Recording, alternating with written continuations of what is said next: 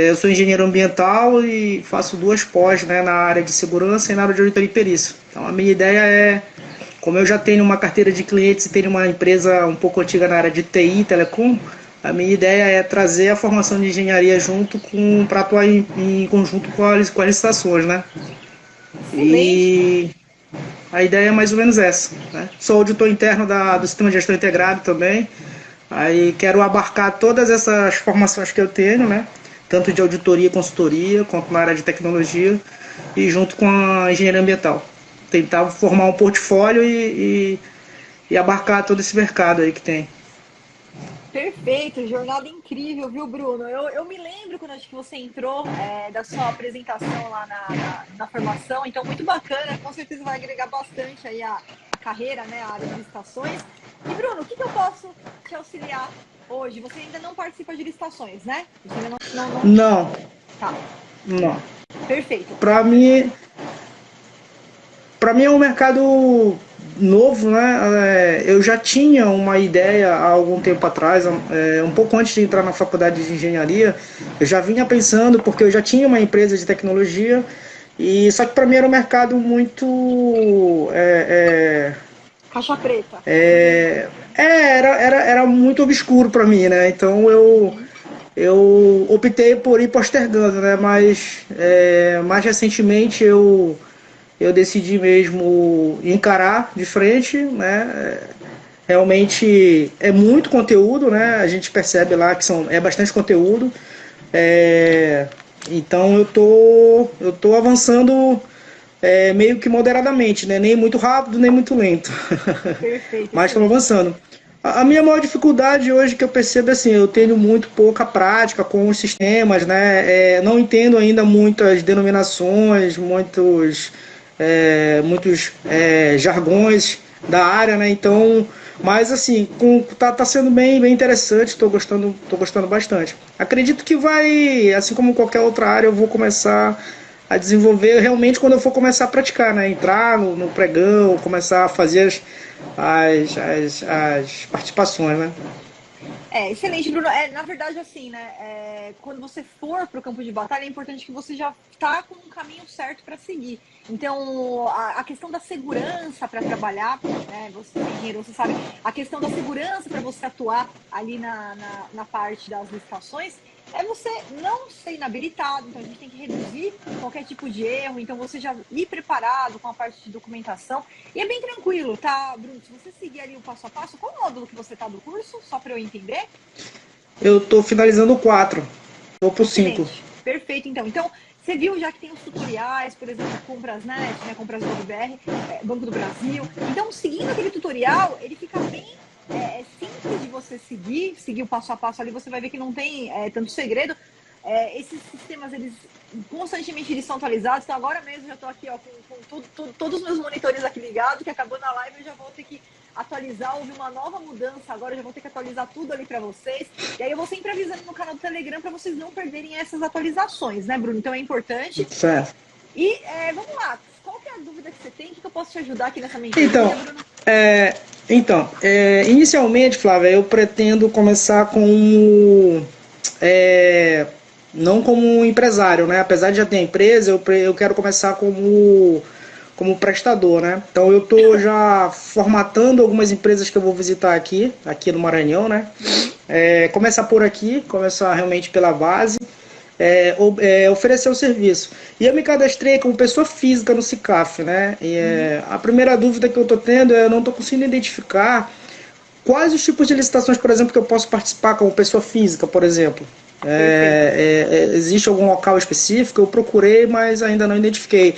Ou elas vão todas ali naquela sequência quando a gente entra, tipo, eu visito muito ali as licitações que são tem dispensa eletrônica, né?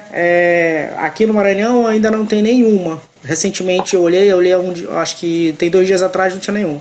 Então, existe alguma diferença para mim que quero iniciar como pessoa física, né? Participar como pessoa física, eu vi que tem essa opção. Eu pesquiso onde exatamente, eu não consegui identificar lá. Então vamos lá. O que acontece, Bruno? Não tem um lugar separado que vai trazer, olha, esse edital aqui é possibilidade de pessoas físicas. Não. Por quê? só é possível a participação de pessoas físicas quando o edital ele trouxer essa regra para o Expresso. E olha só, dificilmente você vai encontrar isso hoje. Eu vou te explicar por quê, tá? A gente vem vivenciando uma série de atualizações aqui desde o ano passado, né, na área de licitações. Hoje a gente tem o regime da Lei 8666, da Lei 10.520, que são os primeiros módulos aí que você está fazendo do curso, que é um regime que vai ser a regra até 1º de abril de 2023, é o regime atual.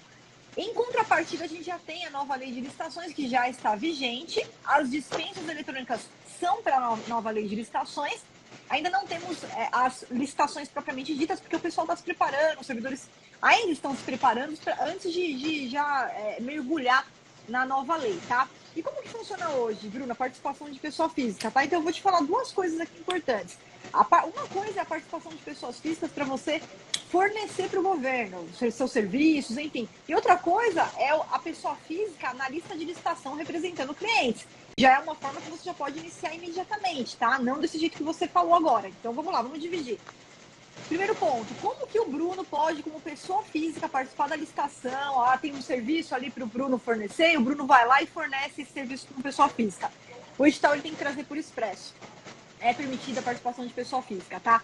Hoje, pelo regime atual, você vai encontrar algum edital com essa previsão? Muito dificilmente você vai encontrar. Por quê?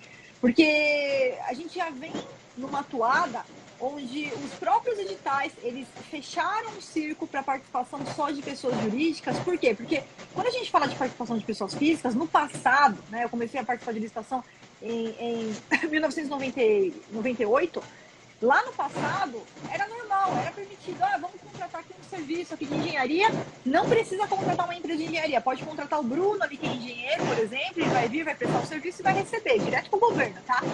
Isso começou a gerar muitas reclamações trabalhistas.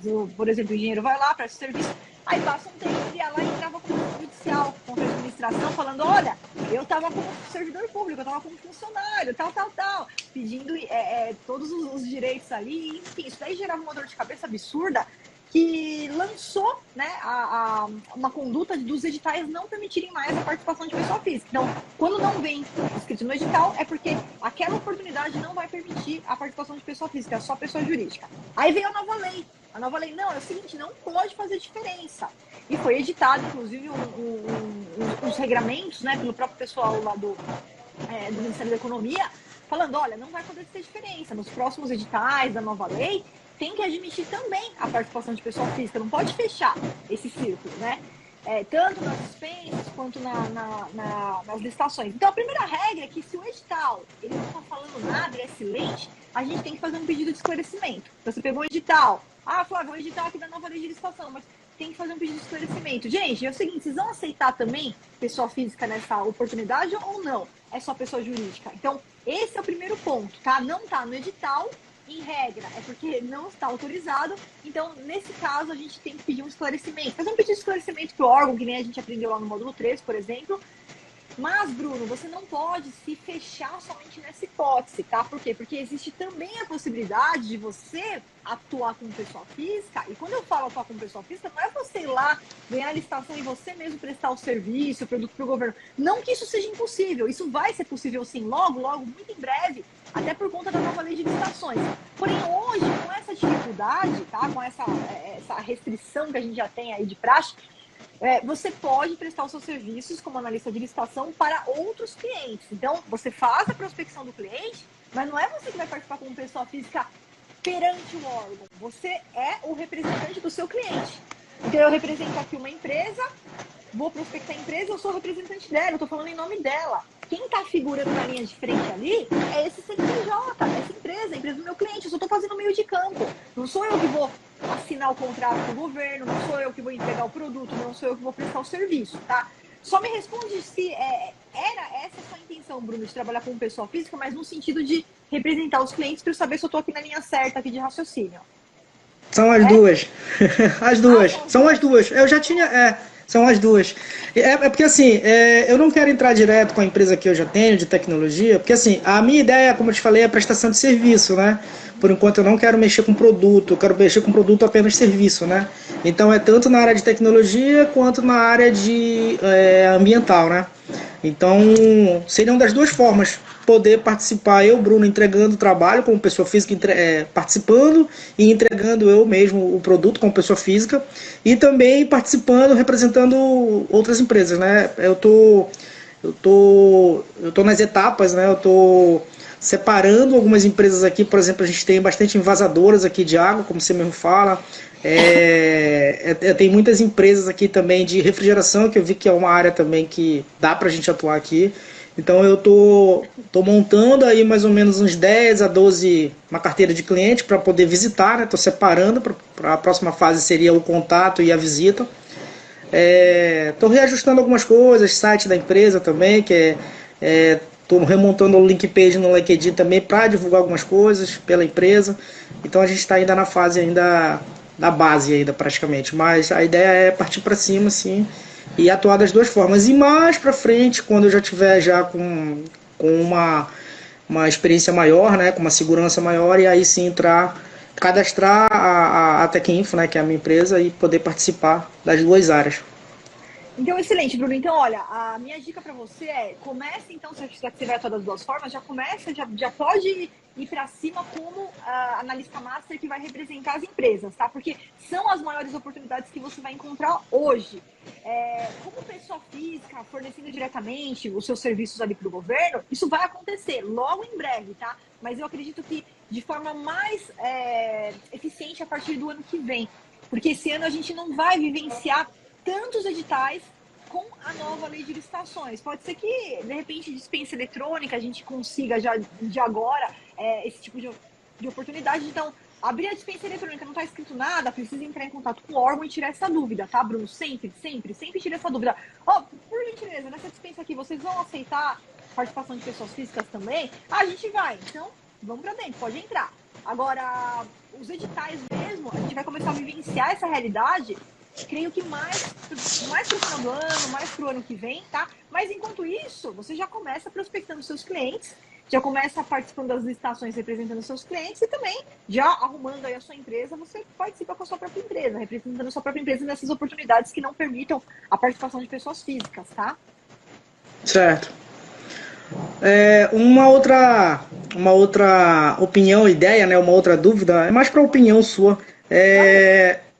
De que forma, assim, você que já está há bastante tempo, né, nesse setor, já, enfim, de que forma você indica, além, é claro, das mídias, das ferramentas digitais, Instagram, o próprio LinkedIn, né, que outras formas, assim, você indicaria para divulgação, divulgação do serviço, né, se tem alguma forma, assim, específica, além dessas que, é evidente, a gente já usa, né, evidentemente vocês já usam aí, que é o Instagram, né, que é o LinkedIn, acho que Facebook também, teria alguma outra forma assim que você poderia dar um exemplo que a gente possa praticar, assim a nível local mesmo, de divulgação, né? Uhum. Existe?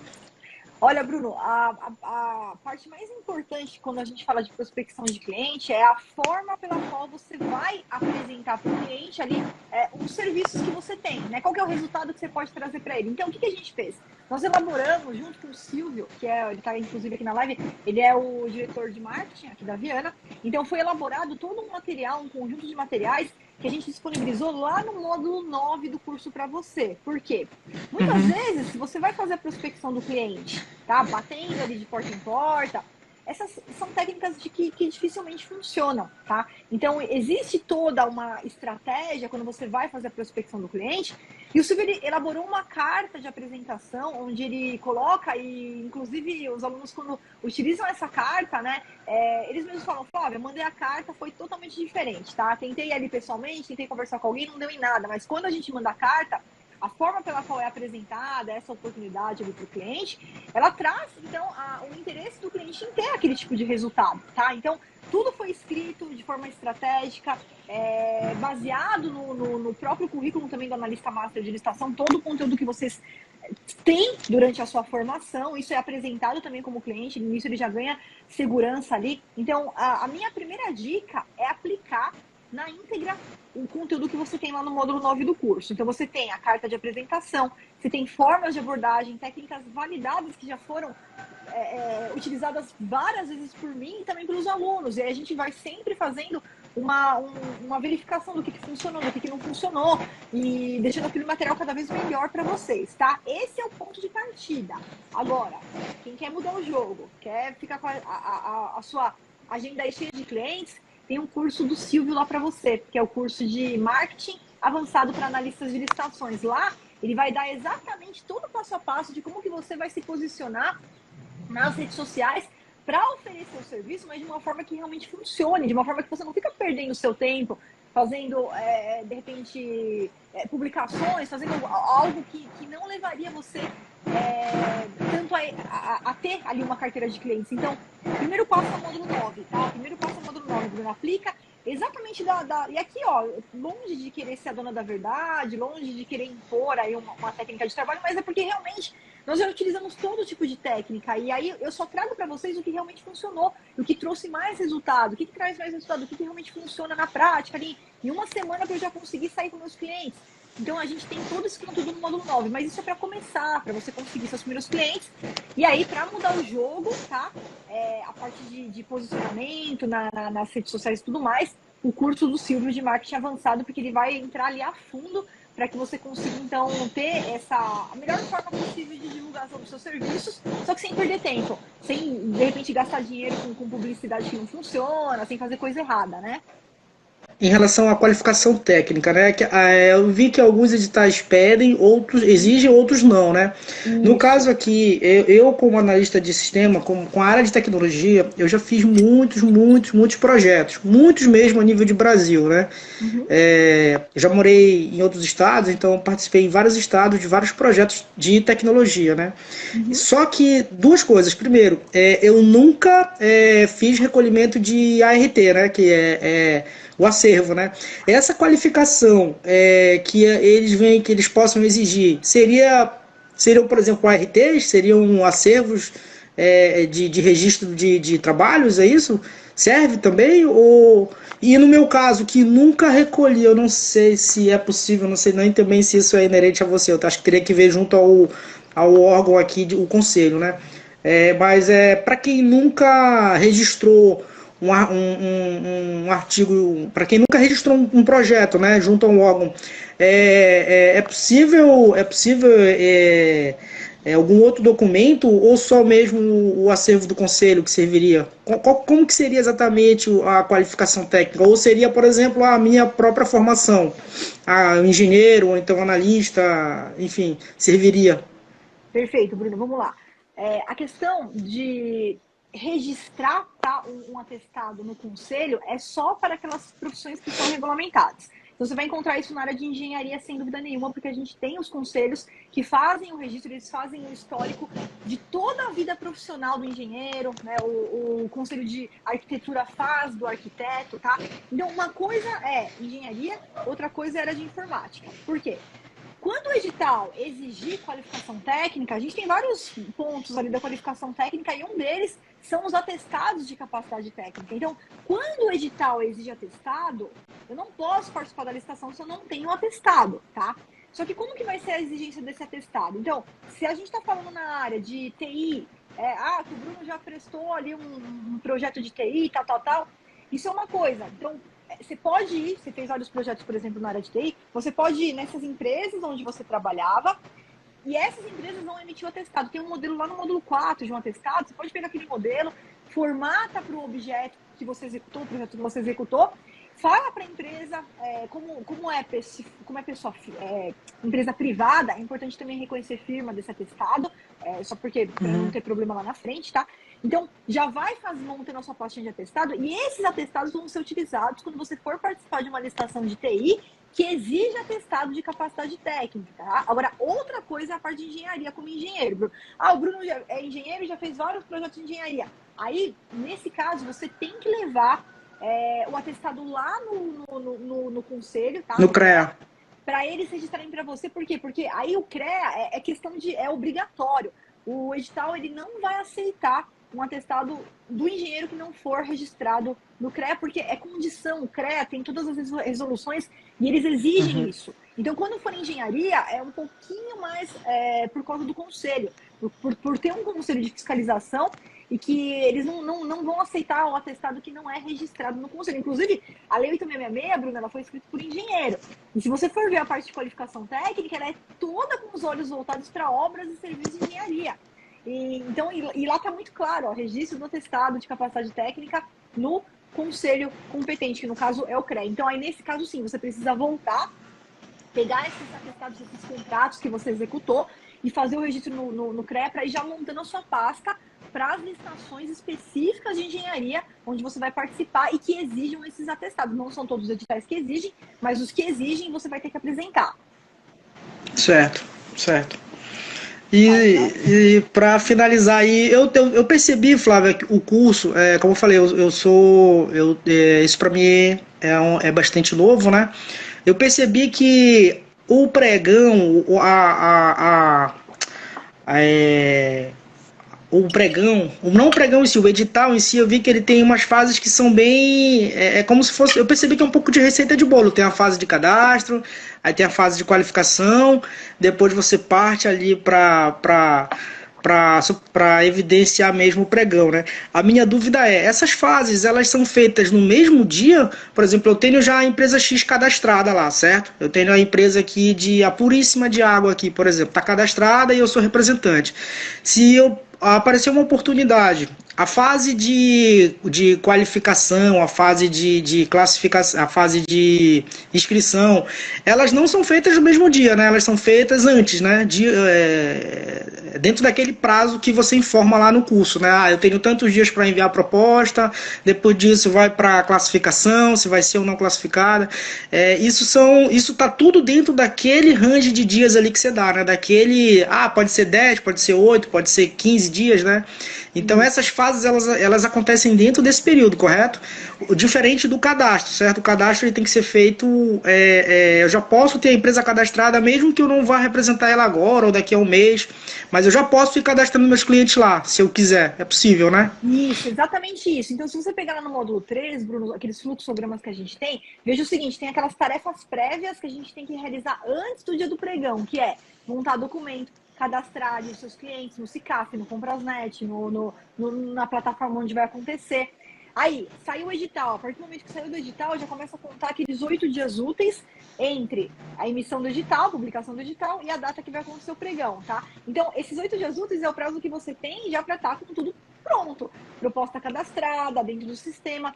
E aí, no dia que está marcado para acontecer o pregão, que vai se desenrolar aquelas fases, tá? Desde da abertura do pregão, fase de lances, fase de negociação, fase de classificação de propostas, fase de habilitação. Agora, o desenrolar da licitação do pregão, ele pode acontecer no mesmo dia e pode não acontecer no mesmo dia, porque se atrasa ali alguma coisa, chega no final do expediente, ele é suspenso e ele é reagendado para o próximo dia útil, o pregoeiro vai avisar no chat, tá? Então, a gente pode ter uma sessão que ela vai se desenrolar, um pregão que vai se desenrolar em algumas sessões, não iniciando e terminando no mesmo dia, tá? Mas aqueles 8 dias úteis é o prazo que você já tem para tá tudo certinho, proposta cadastrada, e nada impede que hoje você não tenha licitação nenhuma em vista. Você vai fazer a prospecção do cliente, já vai coletar o documento, já vai fazendo o cadastro dele no SICAF, já vai antecipando todas essas etapas, porque quando a licitação sair, já tá tudo pronto também. Só cadastrar a proposta e aguardar o restante do processo, né? Essa era uma dúvida. Excelente. Tranquilo. Bruno, eu queria te agradecer aqui, a mentoria foi muito produtiva, tá? Muito obrigada, gostei muito de conhecer um pouquinho aí mais da sua história. E eu fico à disposição, tá? Lá na plataforma, eu tô lá todo dia, qualquer dúvida que você tiver é só chamar e a gente vai se falando. Tranquilo. Eu que agradeço e desejo sorte para todos e vamos em frente. Vamos para cima. Obrigada, Bruno. Fica com Deus aí. Obrigado. Um abraço pra Bom você. dia. Bom dia para você, viu? Até mais. Eu sou contadora, né? Eu fiz contabilidade em 2010. Eu concluí, na verdade, né, o curso. E aí eu venho atuando de 2010 até os dias atuais. E aí, ano passado, finalzinho do ano passado, eu tive a oportunidade de estar pesquisando aí outras áreas, né? E aí acabei achando seu curso, achei interessante aí a proposta que você estava oferecendo aí. E aí eu comprei a ideia e estou estudando. Já fiz até o módulo 9. Ótimo. Estou já prospectando alguns clientes. Que bom, excelente, excelente, Neliane. Então você já, deixa eu só te perguntar, hoje você está trabalhando como contadora ou não? Eu trabalho, sim, meio Tá, período, eu faço meio período. Eu meio dividi meu período, né? tempo, eu faço meio período contabilidade, meio período estou na prospecção de clientes. Perfeito, excelente, excelente, Neliane. O que eu posso te ajudar então na mentoria de hoje? Flávia, eu notei algumas dúvidas aqui, Vamos lá, que no vamos lá. decorrer do processo é normal, né? Uhum, Então, com certeza. uma coisa, um dos, né? Uma das dúvidas que eu tenho é sobre o pregão na modalidade SRP, que eu tenho Uhum. pesquisado assim bastante, eu tenho visto que as prefeituras, os órgãos têm dado muita preferência para esse tipo de pregão. Aí vi lá no módulo, né, algumas coisas que você fala a respeito. E aí eu queria saber assim realmente os cuidados que eu tenho que ter na hora de participar desse pregão, porque é assim, é como se eu ficasse com a pulga atrás da orelha, sabe, com esse Uhum. pregão aí. Não, perfeito, perfeito. E tem que ficar, tá, Neline? Porque eu sempre falo o seguinte, o SRP é uma estratégia que ela pode trazer muito resultado. Assim, um único trabalho a gente fica ganhando por 12 meses ali. E pode amplificar esse ganho, porque tem a questão dos caronas e tudo mais. Mas precisa ficar com o pé atrás sim, porque é uma estratégia avançada. Então, existe um risco se a pessoa vai participar sem conhecimento, que não é o seu caso, não é o seu caso. Você já está aqui se preparando, você já vai partir com conhecimento e não vai ter prejuízo nenhum. Então é importante a gente tocar nesse assunto, porque quando acontece alguma coisa, e a gente vê, a gente vivencia isso, né?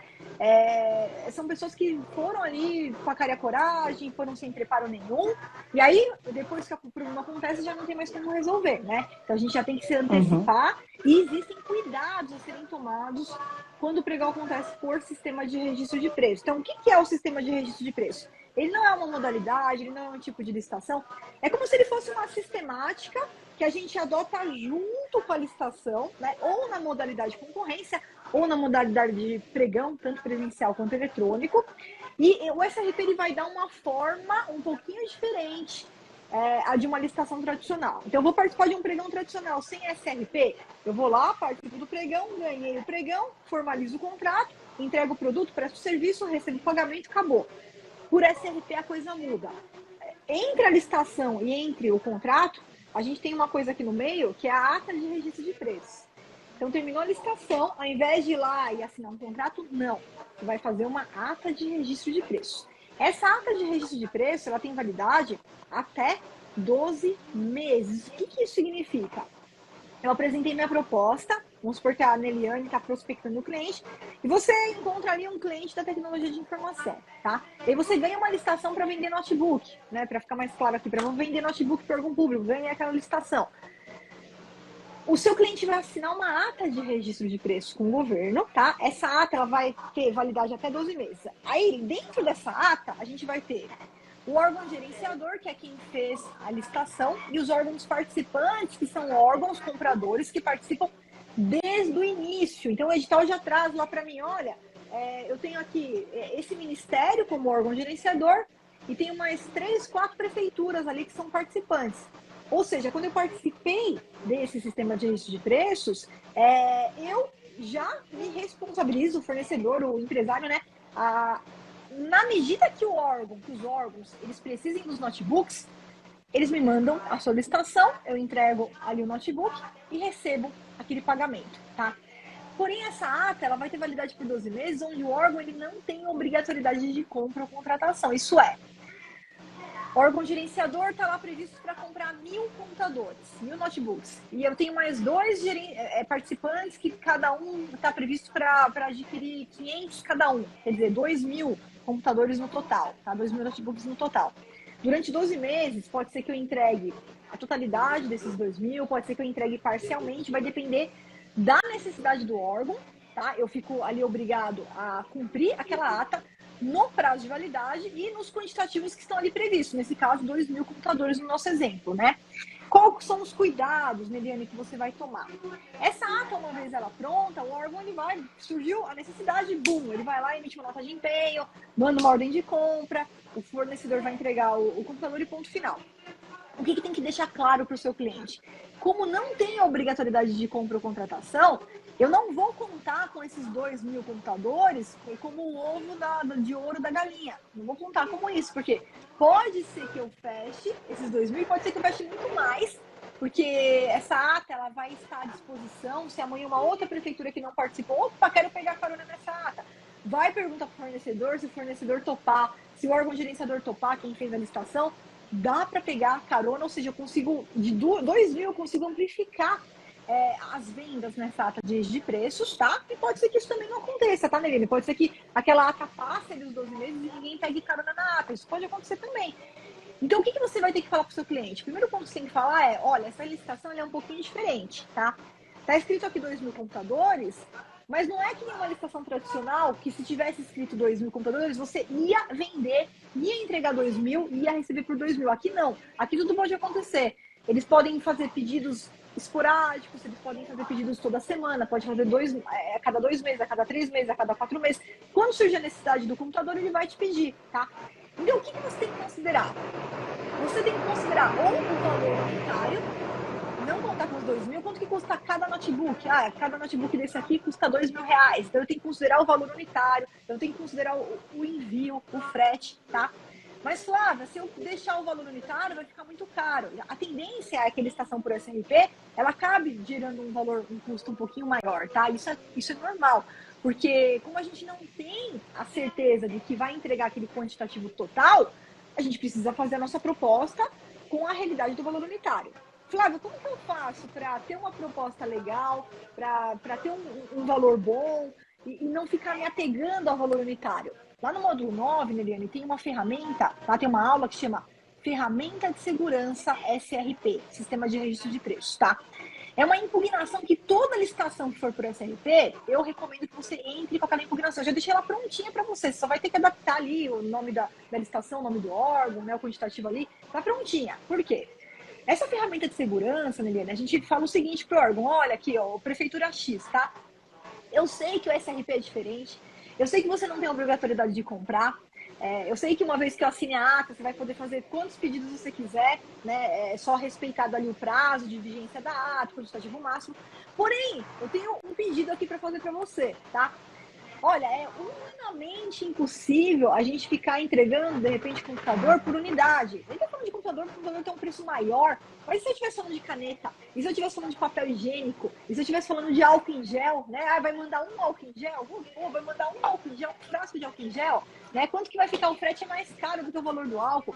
Então, olha, é humanamente impossível eu participar dessa licitação se você não trouxer um quantitativo mínimo a cada pedido. Porque isso é importante para você também, órgão público, para você aproveitar a economia de escala.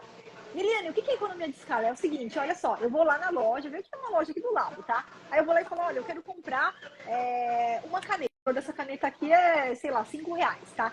Aí eu falo o seguinte, tá bom, mas é o seguinte, e se eu comprar 50 canetas? Você consegue me fazer um desconto? Aí ela vai falar, ah, sim, se você comprar 50 canetas, ao invés de R$5 cada uma, vai sair a R$4,50, vai sair a R$4, eu consigo te dar um desconto. Isso é economia de escala. Então, quanto maior a quantidade, a gente consegue chegar num valor ainda melhor para o órgão, porque eu ganho na quantidade, o empresário ganha na quantidade. Então, é basicamente isso que a ferramenta de segurança traz na impugnação. E tem funcionado em muitos casos, tá, Neliane? A gente entra, os alunos também estão utilizando.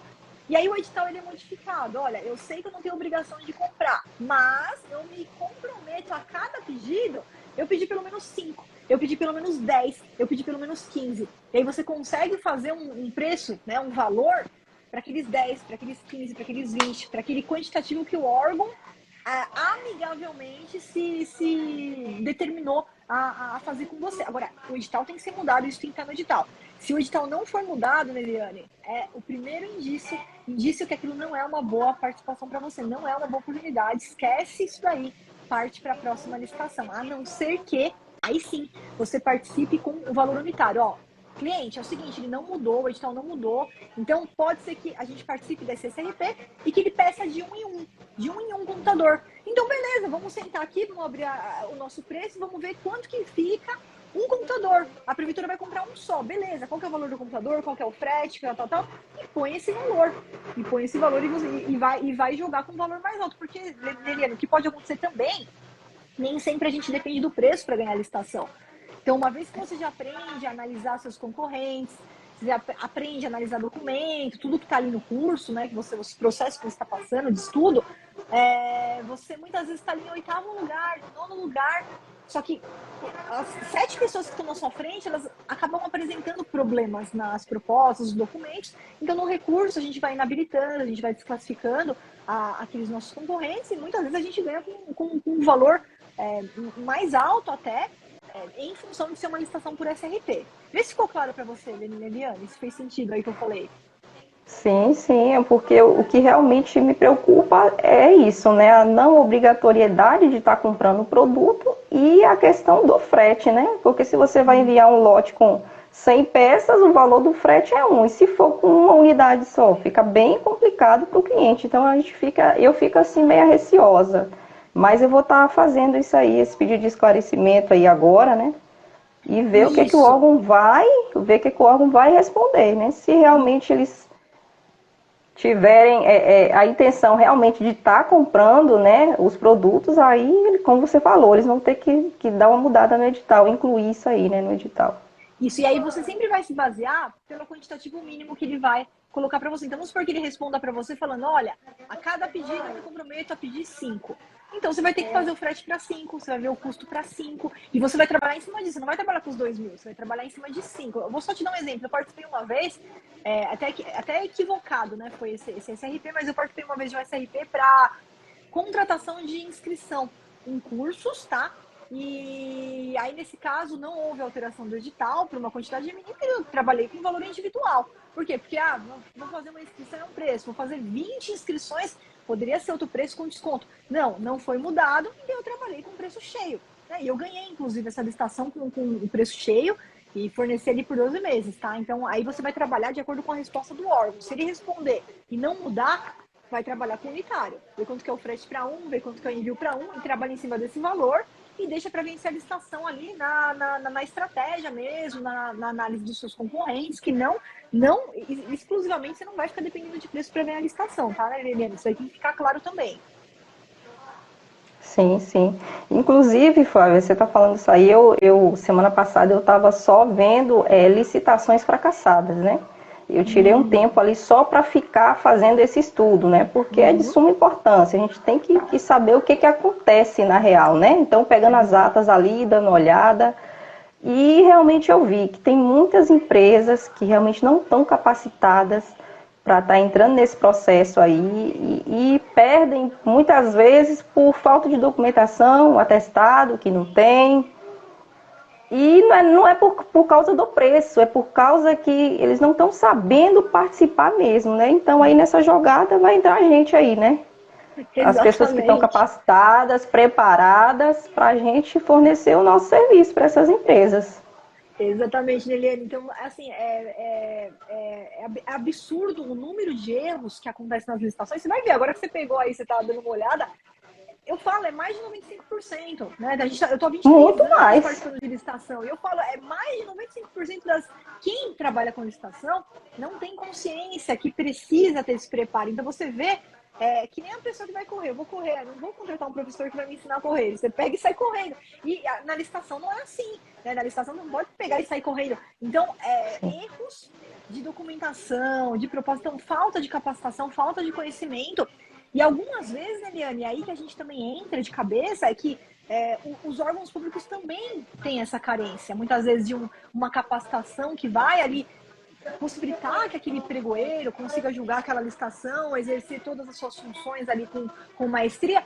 Mas aí que entra você, né, Liane, como analista master de licitação, porque se em alguma licitação a gente tem concorrente cometendo erro e que o próprio pregoeiro muitas vezes não consegue identificar, você vai identificar e aí você usa o recurso administrativo para, opa, isso aqui está errado, tem um erro aqui nessa proposta, tem um erro aqui nesse documento, então vamos solicitar a desclassificação, vamos solicitar a inabilitação e assim a gente vai tirando aqueles amadores ali do meio do caminho, porque são pessoas que estão cometendo erros fatais, né, durante o processo. Sim, sim, com certeza. Outra pergunta, professora, em relação ao valor inexequível. Eu estava vendo também, né, uma licitação que teve aí, que era de compra de cestas básicas. E aí, inicialmente ali, quando começou o pregão, praticamente todos os concorrentes estavam com o mesmo valor, né? Praticamente equiparados ali. E aí, lá no finalzinho, teve um fornecedor, eles começaram, salvo engano, no valor de R$ 180, quase todos os concorrentes nesse valor. E aí foi baixando, baixando, baixando. Teve um que ofertou, o último lance foi de R$ 107. Eu comecei a ver aquilo ali e achei praticamente impossível você fazer uma cesta básica com o número de itens que tinha ali por esse valor de R$ 107. Aí eu queria entender mais sobre isso aí. Perfeito. Vamos lá, Nelene, questão do preço inexequível. Como que vai funcionar, tá? Infelizmente, a gente sabe que tem muito aventureiro no meio do caminho e que acaba fornecendo preço errado, porque a pessoa nem lê o edital, nem viu o que é solicitado. Então, daí você vê uns montes, a pessoa totalmente despreparada, totalmente desqualificada, nem lê o edital e acaba dando preço no produto errado, não é o produto que foi ali exigido, tá? Então, tem duas coisas que podem acontecer nesse caso, tá? Primeiro, eu verifico que eu estou participando da licitação e os preços que são apresentados ali pelo concorrente são preços que não vão conseguir cobrir os custos, não vai conseguir cobrir os ingredientes que vão estar ali na cesta básica, não vai conseguir cobrir o envio, não vai conseguir cobrir os tributos. Enfim, o que a gente vai fazer? Então, são duas coisas aqui. A primeira é que você pode e deve utilizar o recurso administrativo para trazer para o órgão público, olha só, tem alguma coisa que está cheirando mal, tá? Então, o órgão público, ele também tem um indício dessa questão de valores, porque veja que no momento que o órgão, antes dele colocar o edital na praça, ele faz uma pesquisa de preço. Então, nessa pesquisa de preço, ele tem que identificar qual que é o valor que aquela cesta básica ela é comercializada pelo mercado em geral. Então, a gente tem ali alguns parâmetros que a gente busca para ver quanto custa essa cesta básica no mercado, quanto é vendida essa cesta básica no mercado. Então, o órgão ele já tem que partir do pressuposto que ele tenha uma ideia dos valores que são praticados para aquela cesta básica naquele mercado, tá? Esse é o primeiro ponto. Você que está junto com o empresário, você também acaba conhecendo um pouco do preço, porque é o empresário que vai trazer o preço para você. Olha, Liliane, é o seguinte, essa cesta básica aqui, a gente cobra R$ 150. Essa outra aqui, que tem menos ingredientes, a gente vai cobrar 130, 120. Então, você também tem noção, junto com o empresário, essa questão do preço tem que ser sempre junto ali com o seu cliente, tá? Flávia, apareceu uma que é 107 e não tem como cobrir recurso administrativo, tá? Entra, mostra. O que eu vou mostrar, Flávia? Você tem que mostrar que no mercado, aqueles ingredientes, aquela cesta, ela não é comercializada daquele valor. Então, você abre os próprios preços do seu cliente, preços, de repente, de internet, vai juntando os prints, fala, olha só, essa cesta aqui, esses ingredientes, vai sair nesse valor. Aí, o que o pregador tem que fazer? Ele tem que, a gente chama de diligência, né? Ele traz para aquele licitante a oportunidade dele, olha, tem coisa errada aqui. Será que você vai conseguir cumprir o contrato ou você vai me deixar na mão porque você está dando o preço errado? Então, comprova que com R$ 107 você vai conseguir me entregar esses itens. E, de repente, ele consegue comprovar, por exemplo, ele tem notas fiscais ali daquele mesmo produto que ele vendeu para outras empresas, contratos, e ele consegue comprovar que aqueles são os preços que ele consegue praticar no mercado, de repente por ele ter ali fornecedores que vendem para ele com valores ali melhores, e ele consegue comprovar que o preço dele está ok, que os custos são cobertos. Então, nessa hipótese, beleza, nessa hipótese ele vai ser declarado vencedor e vai começar a execução do contrato, tá? Mas não, ele não conseguiu comprovar, ele vai ser desclassificado. Então, Liliane, o que você tem que fazer? Você traz para o órgão que, olha, tem algo cheirando mal, tem indício aqui que não é esse valor, esse preço não é o praticado do mercado, vai dar problema para você, porque o cara vai começar a prestar, ele não vai conseguir. Na hora de entregar o produto que vocês vão ver que não vai dar certo, e fatalmente, às vezes é isso que acontece. Aí o que acontece? O cara não consegue entregar, ele não entrega, ele vai ser penalizado e o órgão vai ter que fazer tudo de novo, vai ter que fazer um novo procedimento licitatório, vai começar do zero, ali perde tempo, perde dinheiro. Então, é importante que você traga ao conhecimento do pregoeiro essa questão do preço inexequível para que ele abra uma diligência E ele tem o dever de verificar se aqueles valores realmente são os valores que ele vai conseguir cumprir ou não, e se aquela empresa tem que ser desclassificada. Entendi, entendi. Então, na próxima eu vou estar usando fazendo isso aí, né? Porque não tinha condição, ele não conseguia cobrir nem o valor da mercadoria, fora o frete ainda, que eu não cheguei nem a calcular, que ele era de outra cidade, então, sem condições. Com certeza aventureiro, e aí o órgão ele vai fazer essa análise, vai pegar o papel ali na ponta do lápis. Poxa, mas só a sexta deu aqui 120, fora o frete, meu amigo. Sim. Você não vai conseguir, então tá desclassificado. Ótimo, ótimo. Muito bom saber desses instrumentos aí.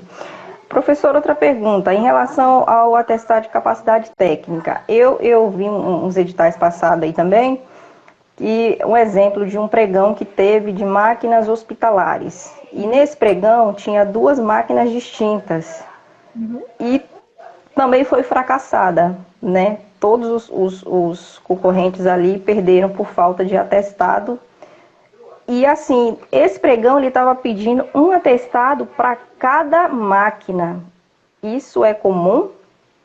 Isso é possível, apesar que para a Flávia não faz sentido nenhum pedir atestado de capacidade técnica quando a gente fala de compra.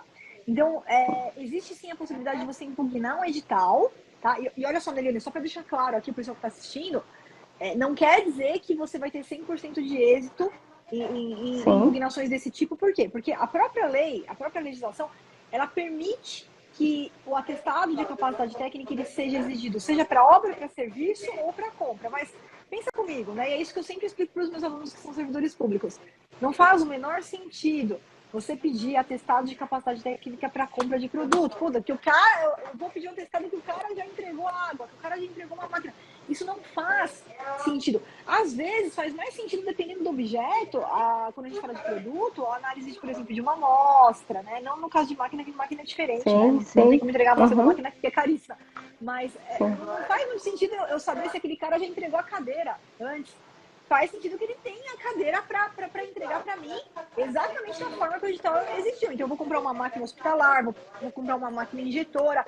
Ele tem que ter aquela máquina naquelas especificações que o termo de referência trouxe, o edital trouxe, para me entregar exatamente daquele jeito.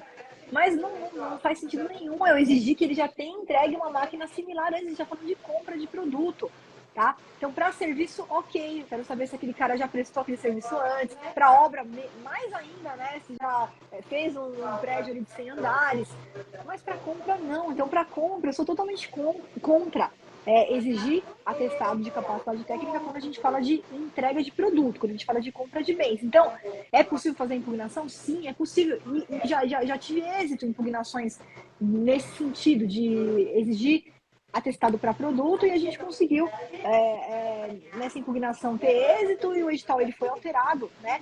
Mas pode ser também que o órgão não altere e ele continue solicitando. E aí tá errado? Vamos entrar com uma denúncia? Não, porque ele tem essa possibilidade. A lei, da forma que ela é escrita, ela traz a possibilidade de pedir atestado, inclusive para produto. Mas é uma tentativa, tá? É uma tentativa que a gente tem de tentar impugnar aquele edital.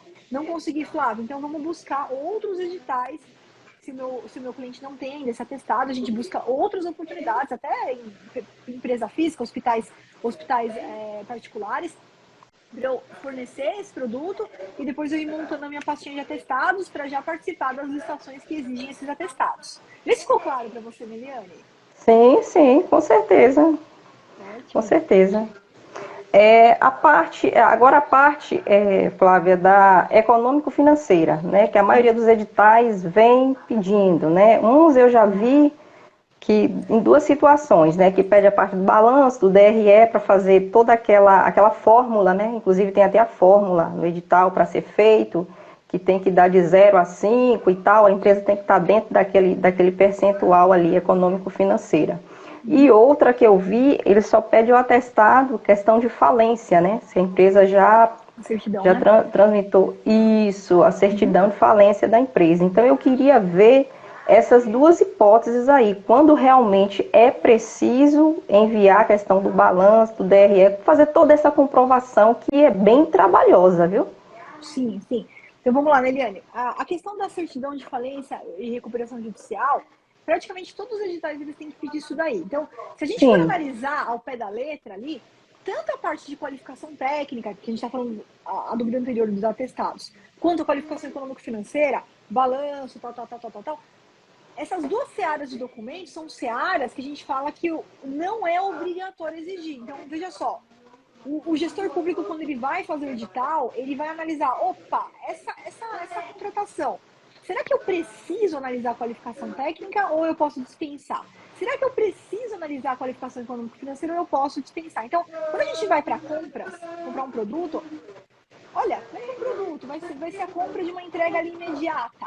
Será que eu preciso pedir balanço? Não necessariamente. Então, é uma hipótese que o próprio órgão vai falar, olha, nessa hipótese não tem risco nenhum, não precisa ficar analisando a saúde financeira da empresa. Quem ganhar vai entregar o produto e a gente vai pagar posteriormente, ponto final. Atestado também, vou comprar um produto. Meu amigo, não faz sentido pedir atestado de capacidade técnica, deixa isso daí para quando você for contratar uma obra, contratar um serviço. Então, está na seara onde o órgão ele vai analisar se é preciso pedir ou não. Vou realizar aqui um serviço de limpeza, um serviço contínuo, 12 meses, a empresa vai ter que vir com um monte de empregado, opa, ela precisa ter uma saúde financeira. Então faz todo sentido eu analisar a saúde financeira, pedir balanço, tal. Então o que acontece, Milena? A partir de agora, os editais que você for pegar, eles podem exigir ou não a documentação de qualificação técnica e a documentação de qualificação econômico-financeira, tá? A certidão de falência é prático. Quase todos os editais eles vão exigir essa certidão, tá? Mas o balanço não. O balanço você vai encontrar oportunidades que exigem e oportunidades que simplesmente não vão exigir o balanço porque não há necessidade de eu analisar a saúde financeira da empresa. Então, quando a gente estiver diante de uma situação onde tem algum risco de inadimplemento, como eu falei, um serviço continuado, um serviço que vai ali por 12 meses, uma obra que requer um capital da empresa, aí o órgão provavelmente no edital vai vir com essa solicitação. Agora, falando de uma coisa mais simples, algo ali com um valor de repente reduzido, o valor da licitação é R$80 mil, R$100 mil, não precisa fazer uma análise tão detida. Então, o órgão que vai decidir, e isso já vai vir no edital, para a gente não ter nenhuma surpresa no meio do caminho. Então, a Neliane foi lá e pegou um edital que está exigindo balanço. Neliane, se o seu cliente não tem balanço, você vai ter que fazer o balanço. Você é contadora, né? Você vai ter que fazer o balanço dele. Não vai poder participar da licitação sem aquele balanço. Flávia, tem algum jeito de eu tentar derrubar o balanço? Tem. Lá no módulo 9, eu deixei uma imponderação para você. Quando o seu cliente for MEI, microempreendedor individual, ME ou EPP, existem algumas hipóteses que o balanço ele pode ser dispensado, e aí eu fiz uma impugnação, já deixei lá para vocês, onde a gente tenta também ampliar essas hipóteses também para outros casos de serviços e tudo mais, quando quem vai participar da licitação for um pequeno empresário, né, IME, EPP, e alguns casos tem dado muito certo, tanto eu, né, quanto os alunos que estão utilizando, eles me relatam lá. Em alguns casos não, alguns casos a gente entra com a impugnação e o órgão fala, não, mas não importa que é ME, que é PP, não importa, eu preciso analisar o balanço, isso aqui é um serviço que requer ali um tempo, tem um valor mais vultuoso e eu preciso analisar a saúde financeira daquela empresa. E aí então você vai decidir, vamos fazer o balanço, você vai cobrar por isso a parte, seu trabalho como contadora, não tem nada a ver com a analista de licitação, trabalho do contador, né? Tanto que os contadores, eu não sou contador, eu sou analista de licitação e quando precisa do balanço, o contador do meu cliente tem que fazer e tem que me mandar o balanço. Nessa oportunidade está pedindo balanço, bora, faz o balanço. Mesmo porque se você faz o balanço uma vez, você vai usar esse mesmo balanço em várias licitações. Então, bom, então não tem sentido a gente fugir, né? Eu vejo, às vezes, não tô falando que é o seu caso, tá, Helena? Mas eu vejo, às vezes, algumas pessoas que eu converso e elas têm horror a ter que fazer o balanço. Porém, o que a gente tem que entender é que uma vez esse balanço feito, você vai usar para várias licitações do mesmo documento. Sim, com então certeza. É muito útil e é necessário porque muitas vezes é importante você não perder aquela oportunidade do que simplesmente não querer fazer o balanço e perder as oportunidades que estão exigindo o balanço, né? Certo. Já aproveitando esse gancho aí, professora, eu já vi também que eles pedem que esse balanço também ele seja registrado na junta comercial. Isso. Já observei isso. Então, procede, né? Então, toda vez que ele fizer esse pedido do balanço, do DRE, da comprovação financeira, tem que ter esse registro também, né? Tem, isso daí se você for pegar a lei, né, que a lei 8.934 de 94, que ela traz ali as questões do balanço, o balanço, se ele não for registrado, ele não tem efeitos perante terceiros. Então, se você for com o balanço sem registro, ele não vai ser aceito e tá correto, né, tem que ser inabilitado. O que acontece é que algumas vezes a empresa, ou ela registra na junta, ou registra até no cartório. Por exemplo, sociedades de advogado, muitas vezes a gente não vai conseguir registrar na junta, a gente consegue registrar até na própria OAB. Por isso que fala assim, ou órgão equivalente. Então, dependendo da natureza ali daquela sociedade, né? Mas, via de regra, junta comercial, tem que estar registrado. Sem esse registro, o balanço ele não vai ser aceito. Então, é importante isso daí. Certo, certo. Tá ótimo, então. Então, voltando aqui, se for um serviço continuado, vai haver a exigência, no caso do balanço da DRE. Agora, se for um produto que você vai entregar, fazer uma única entrega, então não haveria a necessidade, né, da comprovação. Isso, Neliane, assim, a gente está partindo do pressuposto das regras, padrões, mas veja só, o balanço ele pode ser exigido em qualquer hipótese. Então, o que é importante você ver? Pegou o edital, vai lá na parte de qualificação técnica e vê se o balanço está sendo exigido. Por quê? Pode ser exigido também em compra? Também. É uma compra de entrega imediata, está exigindo balanço? Pode? Pode. Está na lei a possibilidade. Então, o órgão ele tem a discricionariedade, ele tem a possibilidade de exigir o balanço em qualquer licitação que ele for executar. Porém, a gente sempre pode utilizar da impugnação. Então, quando você está falando de uma licitação para venda de um produto, entrega imediata, um valor baixo, não tem sentido pedir balanço. Então, a gente já ganhou muitas impugnações e o órgão realmente viu, opa, fez um recorte-colhe ali, pegou um recorte-colhe de outro edital e estava pedindo balanço porque estava usando um recorte-colhe de edital. Mas tem que pensar, será que preciso realmente pedir um balanço para esse caso? Uma licitação de 50 mil, de 80 mil reais, será que eu preciso pedir balanço? Vai ser entrega de um produto, não tem risco nenhum. Será que eu preciso realmente analisar a saúde financeira daquela empresa? Então, não necessariamente. Então, você pode usar a impugnação, mas veja bem, o edital em si, ele pode trazer ou não essa exigência, independentemente do objeto, independentemente do valor da licitação, mas aí a gente usa a impugnação para esses casos. Certinho. Essas foram as dúvidas, professora, foram sanadas aqui. Ainda bem que já me deu uma luz aí, principalmente nesse SRP aí, já ficou bem mais claro, mais tranquilo, né, de encarar daqui para frente. E sem contar também, professora, a questão logo ali nas primeiras licitações, né, aquele frio na barriga, aquela coisa, tem que saber controlar bastante isso aí, né, trabalhar o psicológico. Isso fica tranquila, tá, Neliane? Porque assim, tudo que é novo, né? Toda novidade, né? O ser humano ele tem uma aversão à novidade, uma aversão à mudança. Isso é inerente, então você não vai mudar. Se amanhã eu pego e falo, Neliane, é o seguinte, você está em Porto Seguro, eu quero que você venha morar aqui em São Paulo comigo. Claro que vai dar frio na barriga, né? Tudo que é novidade vai dar frio na barriga. Então, o importante é que você entenda que você está indo preparada. Então, todo esse processo que você fez de estudo, você já está entrando com o GPS na mão, com o caminho certo na mão. Então, as chances são que você não vai cometer nenhum erro que condiz com a sua carreira como analista master de licitação. Então, a parte de documentação, a parte de propostas, seguindo ali os tutoriais. E você vai ver que é importante também, Helena, se você ainda não está participando, se programa para participar agora em junho, a gente vai ter o próximo desafio, porque nós vamos juntos para o campo de batalha, lá por um grupo do Telegram que é criado. E o desafio, ele é muito mais motivacional para você perder esse obstáculo, esse medo, se movimentar. E você vai ver que depois da primeira licitação, tudo vai fluir como água. Tá? Você vai ver que, nossa, foi super bem, deu tudo certo. Não necessariamente que você tem que ganhar todas as licitações que você vai participar, porque isso não existe. Nem eu não ganho todas as licitações. Mas sem erro, você impede de ser inabilitada, de ser desclassificada, né? E a gente aumenta significativamente o número de licitações que vai ganhar e o resultado que você vai trazer para os seus alunos. Então fica tranquilo, se prepara, participa do próximo desafio, você vai ver que vai passar a primeira e você vai ver, puxa, tô preparada, deu tudo certo, e aí fica automático que nem dirigir carro, que nem a primeira vez que você vai dirigir o carro e depois que você aprender a dirigir. Tá certo então, professora, muito obrigada, viu? Eu que agradeço, Helena. Olha, foi muito produtivo, um prazer enorme aqui falar com você, Realmente. tá? Eu tô lá na plataforma à disposição, tudo que você precisar é só me chamar e depois eu vou querer saber aí das suas conquistas, tá bom? Ótimo, muito bem. Assim que eu der tudo certo aqui, que já partir para o primeiro pregão, vou estar informando aí. Tá ótimo, então, Eliane. Muito obrigada, viu? Fica com Deus aí. Um beijo pra você. Valeu, muito obrigada. Boa semana aí, bom trabalho.